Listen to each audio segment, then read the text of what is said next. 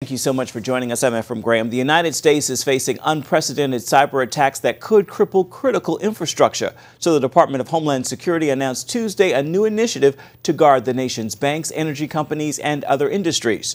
National security officials say not only are the nation's power grid and economic systems vulnerable, but our very democracy is at risk. Our national security correspondent Eric Rosales has more from the Department of Homeland Security's Cybersecurity Summit in New York City.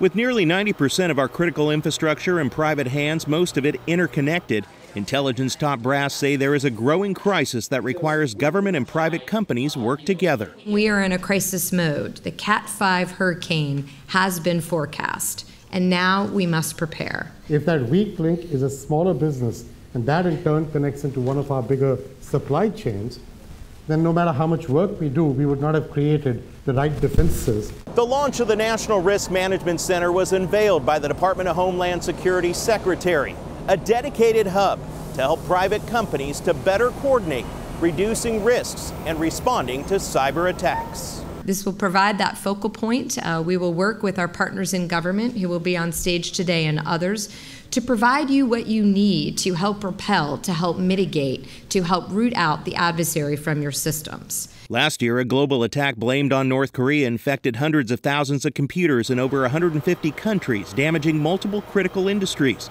from healthcare to telecommunications. Cybersecurity experts say the energy industry in particular is not prepared to fend off attacks. Recently, DHS officials briefed energy industry officials on targeted attacks by Russia hackers who got so deep into systems that they could have flipped a switch and cut off power to customers. Vice President Mike Pence echoed the need for the new information sharing partnership. The President and I need you to continue to be advocates in your industry and among your peers for greater cybersecurity collaboration. During his speech, the Vice President also called out Russia for launching a brazen, multifaceted cyber campaign to undermine our democratic process. The United States of America will not tolerate any foreign interference in our elections from any nation state, not from Russia, China, Iran, North Korea, or anyone else. As President Trump said, we're not going to have it. Pence ended his speech saying the Trump administration will continue to protect our liberties and bring these cyber hackers to justice. Eric Rosales, CBN News, New York.